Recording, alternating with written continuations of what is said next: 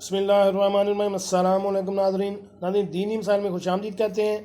आज की हमारी वीडियो का मौजू एक बहुत ही खूबसूरत परिंदा अबाबील अपना घोंसला हमेशा कुएं में क्यों बनाती है, ऐसी हैरान कुन वजह जो आपकी ज़िंदगी बदल देगी।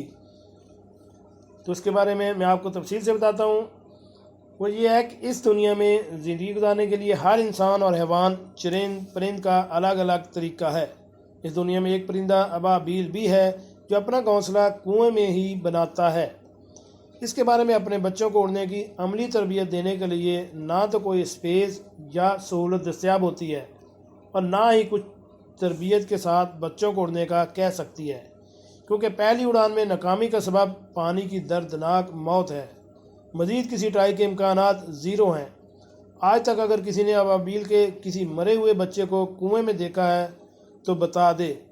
अबाबील बच्चों के हिस्से की तरबियत भी अपनी ज़ात पर करती है।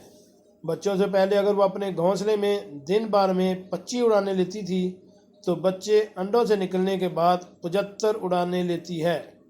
यूँ माँ और बाप 150 उड़ानें लेते हैं, ताकि अपने बच्चों का दिलो दिमाग इस यकीन से भर देते हैं कि यहाँ से उड़कर सीधा बाहर जाना है और बस, और कोई ऑप्शन नहीं है। एक दिन आता है कि बच्चा हाथ से निकले हुए पत्थर की तरह घोंसले से निकलता है और सीधा जाकर कुएं की मंडेर पर बैठ जाता है। हमारी औलाद हमारे यकीन में से अपना हिस्सा पाती है। अगर हम खुद यकीन और अमल से तय दस्त होंगे तो औलाद को क्या देंगे। बच्चों को कहानियाँ ना सुनाइए बल्कि अमल करके दिखाइए। यकीन करें, वो जितना आप पर एतमाद करते हैं दुनिया के किसी किताबी हीरो पर भी नहीं करते होंगे।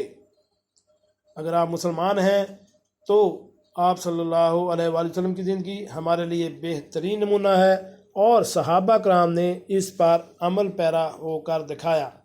तो अपने बच्चों को आप सल्लल्लाहु अलैहि वसल्लम की ज़िंदगी और सहाबा कराम की ज़िंदगी, उनके कारनामे, उनकी बहादुरी के कारनामे सुनाएं, जिससे उनके शुरू से उनके दिलो दिमाग में भी ऐसी ही बातें बैठें और वो भी अमली तौर पर करने के पाबंद हों।